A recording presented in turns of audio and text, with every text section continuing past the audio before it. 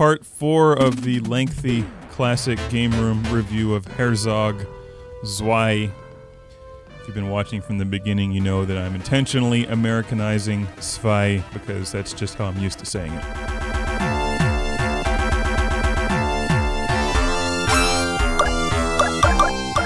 Let's watch a full game. This is a long game, so this should definitely show you how a challenging game against the computer unfolds. A game in which I make many mistakes, so I don't play this one nearly as well as I played the game in part 2.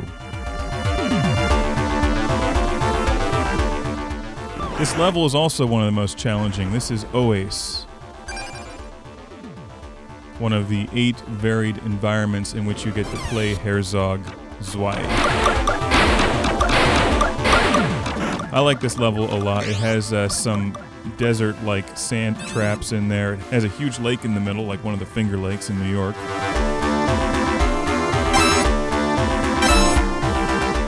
You can attack the enemy with a combination of tanks, ground vehicles, and boats. The first thing I always do when playing the computer is attack his home base right away.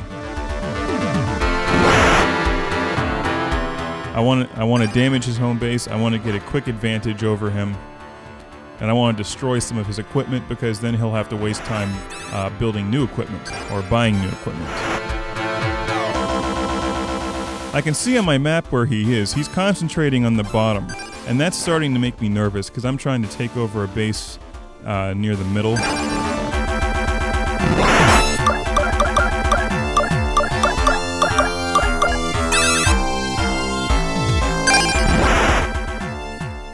And that's actually a little unusual for him to attack one of my sub-bases right away. Normally he tends to go for an unoccupied base because you really want to get the unoccupied ones first to start earning extra credits, because the more bases you have, the faster you earn credits. But the first thing he's doing is actually taking over one of my bases.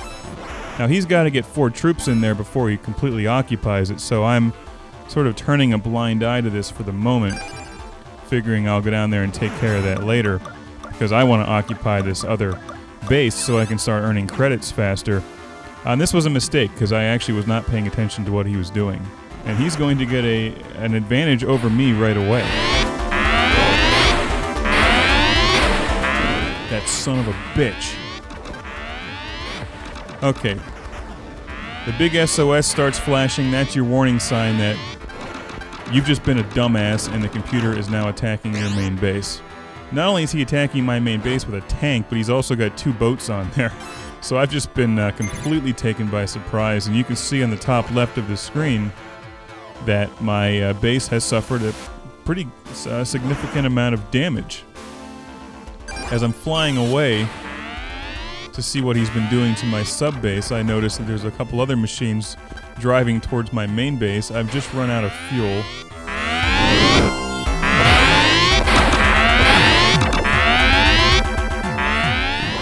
And that's a great example of an efficient use of your units, to send your units off to attack your opponent rather than just dropping the units off right next to the base.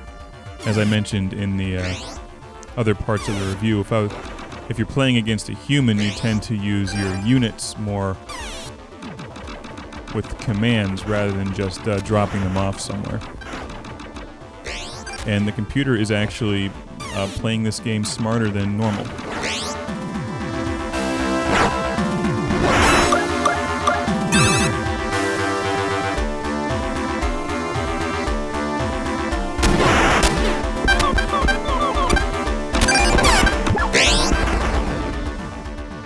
I'm starting to reclaim this base that he's been pestering. And when I reclaim a base, or if I take over a base, the first thing I do is set up a whole bunch of missile launchers around it to keep the enemy transformer away. But as you'll notice, he continues to launch tanks at my missile launchers and destroy them.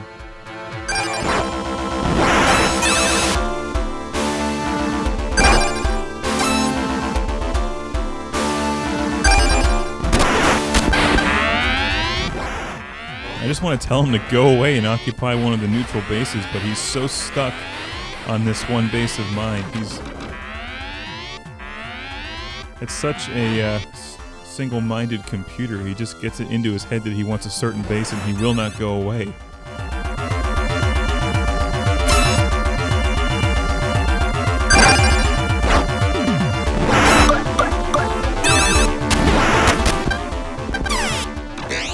Look at that. How dare that son of a bitch put a tank there?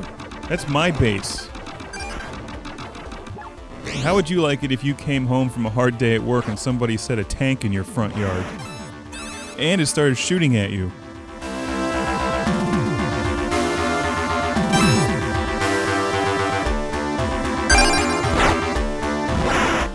That's a very insensitive enemy computer, and he must be destroyed. You'll notice he's actually using some tactics that I would use on the computer, which is if you keep someone busy doing one thing, they can't do something else at the same time. So by me spending all of my time down there defending that one base, I'm not actually attacking his home base. And I'm also not occupying other sub-bases.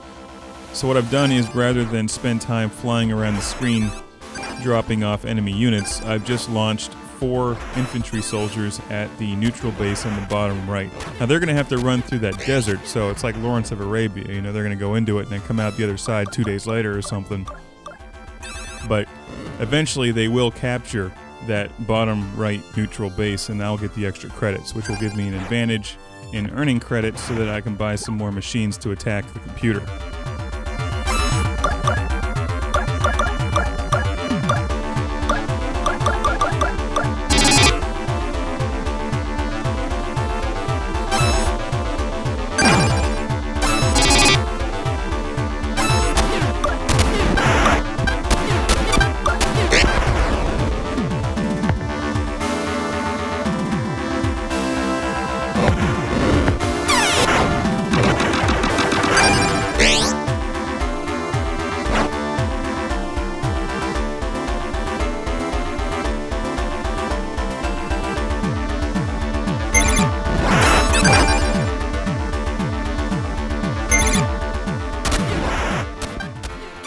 Set up some light defensive units.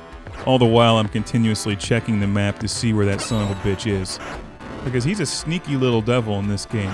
He's actually fighting quite well.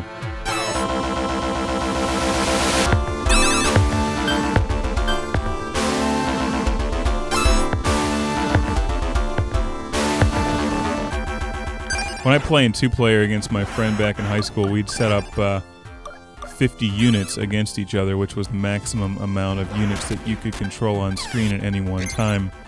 Which was kind of fun, because when one got destroyed, you'd know right away. It was like the Invid and Robotech. They had that big thing where they could see all the various Invids and know when one died.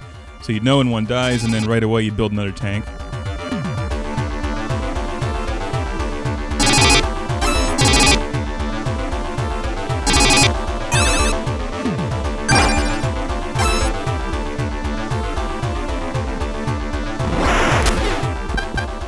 And if you had 20 tanks lined up, we'd literally set up these huge defensive lines of 20 tanks, maybe 2 tanks deep.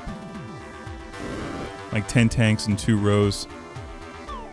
And then what you can do is you can change the command on each of your units when you pick up the unit. You don't actually have to fly back to the main base or anything. You can just pick it up, change it from a stationary command to an attack enemy home base command and let it go. It's like a wind-up car. So we just go down this line of 20 tanks and just change all the commands from stop to attack enemy base. So you'd be flying somewhere and all of a sudden you'd see like 20 or 30 tanks rolling towards your base. And if you attacked somebody's undefended base with 20 tanks, you'd win in a heartbeat. Of course that never happened because we'd have huge defensive lines also set up. It's a brilliant game for 2 players, and I don't know how they would program a computer to play quite as well as a human, especially back in 1989, but the computer opponent's not bad at all. It's definitely enjoyable. He's more of a nuisance than anything else, because you're going to win the game if you're good at it. It's just a matter of how long is it going to take you.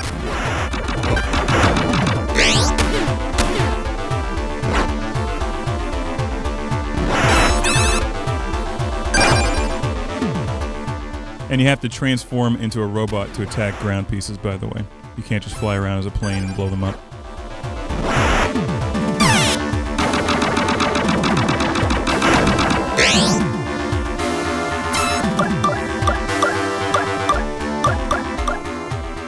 I think I mentioned this earlier, but different units, each unit costs a different amount of money.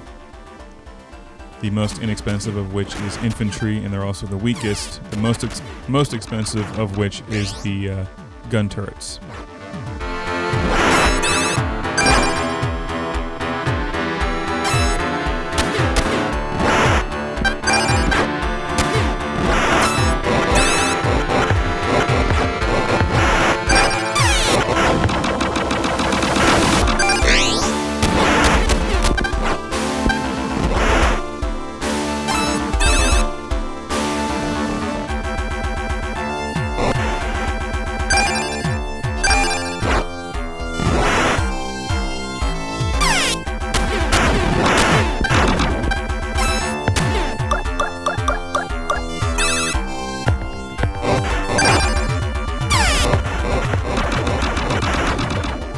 See, I'm not having much luck attacking his main base this game. He's actually got it very well defended.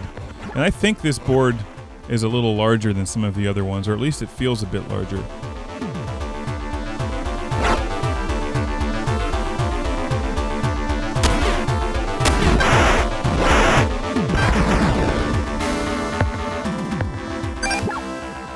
It's not as easy to just fly right back into that to fly in behind his base and just drop a tank off to sit there and pound away at it. While I have some defensive positions set up at the bottom of the screen defending my sub-base that he seems to be fixated on, I'm now taking over a second sub-base, which will put me in striking distance of his main base.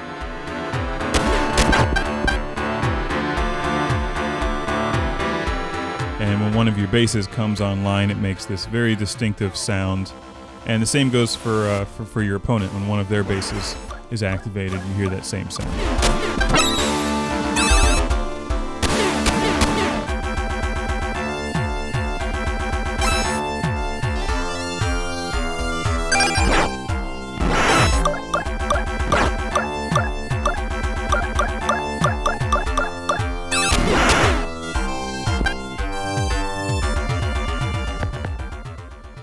Time to make a strike for it. I fly up around the top of the lake. He's got some pretty strong defenses up there. So it's time to blow up some tanks by hand, which I do.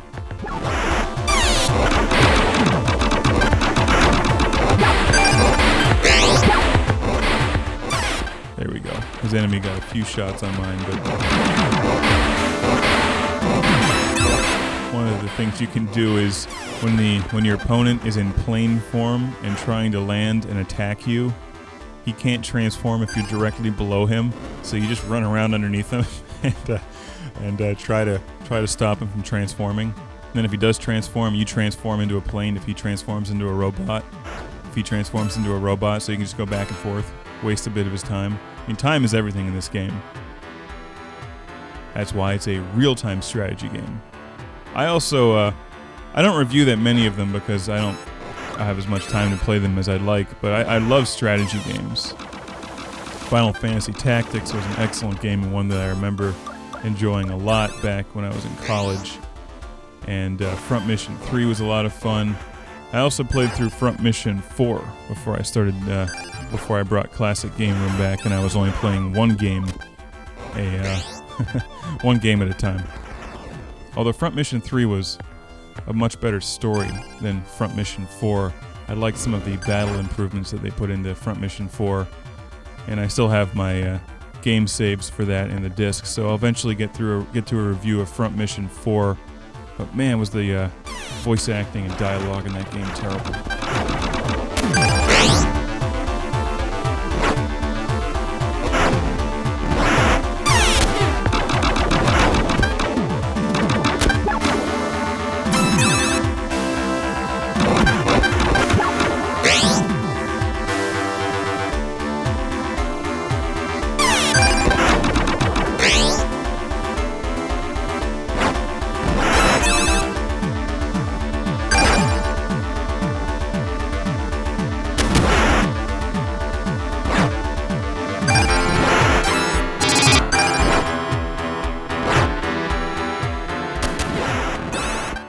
There's a motorcycle. See it drive by? Those are pretty quick, but they're completely worthless and vulnerable and easy to destroy. And there's the motorcycle, most likely attacking my base, so I'm not too worried about it.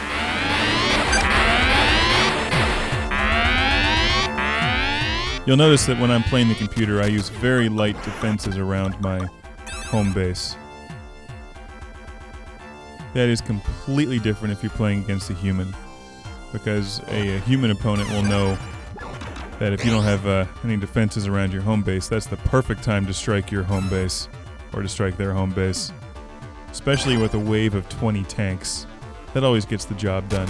Another great trick is to send in a wave of 20 tanks. And I actually had to change tapes in there. Another great trick is to send in a wave of 20 tanks or armored cars towards your opponent's main base, and then to send about 5 or 6 missile launchers in with them with the attack home base command. That way the opponent can't transform and just blow up all the tanks by himself, because he's being attacked by the missile launchers.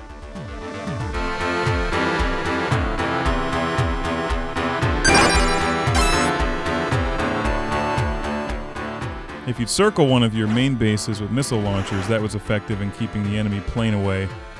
One of the things I used to do if the enemy did that, or if my opponent did that, my friend did that, I would simply fly around the base in circles and then use up all of the missiles, all the enemy's missiles. Then next time you fly over there, or one of the next times you fly over there, they're completely out of missiles, and you can start blowing things up manually or dropping off tanks to destroy his base.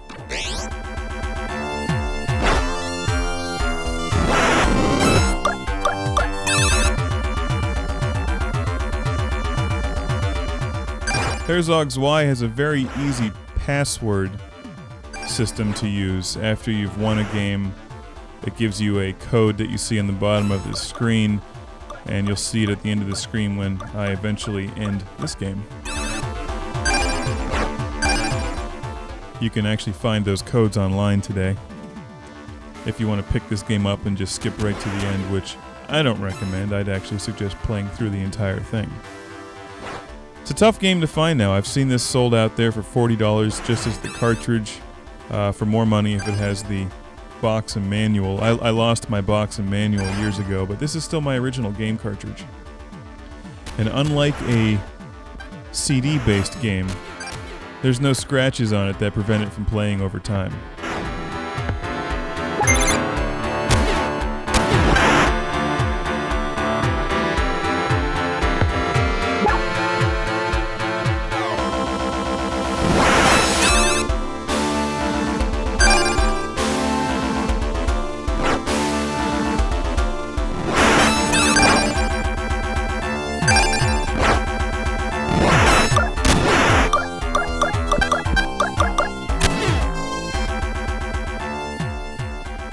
Now that I have the computer fairly occupied and haven't...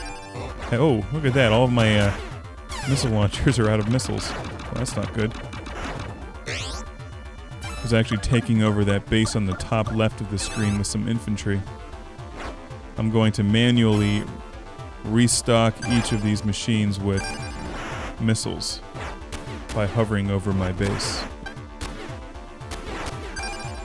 And I'm not sure if I mentioned this or not, but you can refuel the energy in your plane by hovering over your main base or any of your sub bases that you control.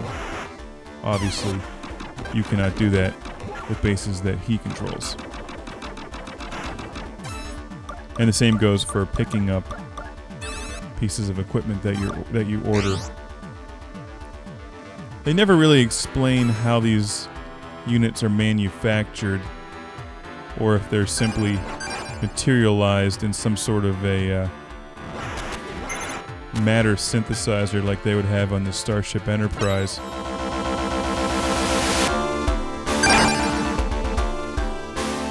So there's definitely a suspension of disbelief in this game. They never show you how these tanks are made. I mean, sure, you earn money faster, but Like, who do you pay? Is there a bunch? Are there groups of magic elves that live inside of your bases and build things for you? How's that work? I don't know. If they ever bring out Herzog 3, maybe they'll explain that.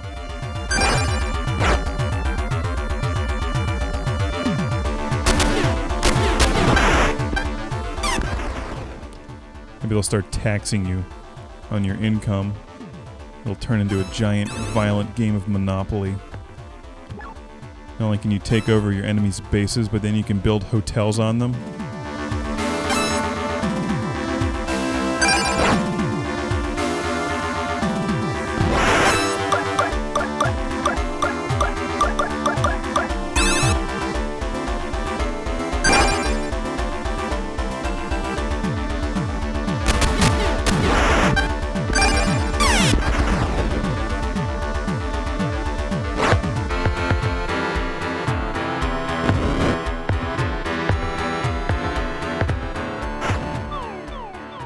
I don't know how he's building all these things so quickly.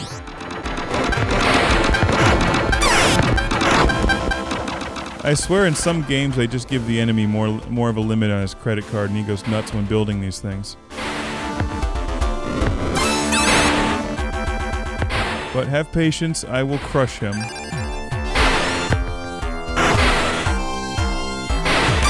Of course, you're only watching this on the internet. You could just go and do something else. If it was me, I would just sit here and watch Herzog Zwei, which is what I'm doing. Makes me want to go home and play Herzog Zwei.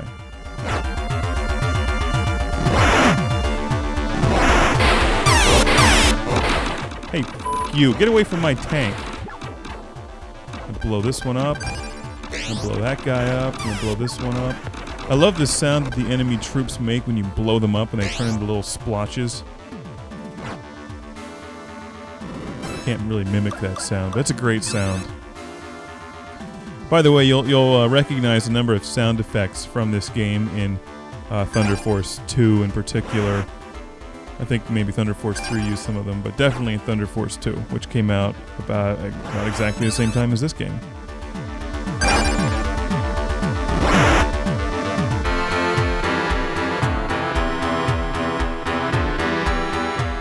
I'm now attacking his main base with boats. I will crush you from the land and the sea.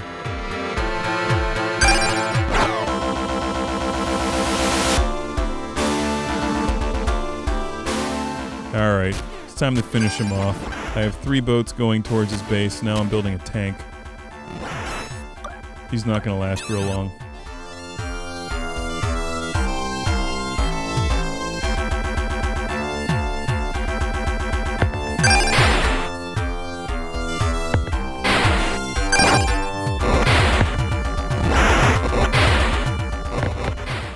I'm gonna just walk around, destroy things.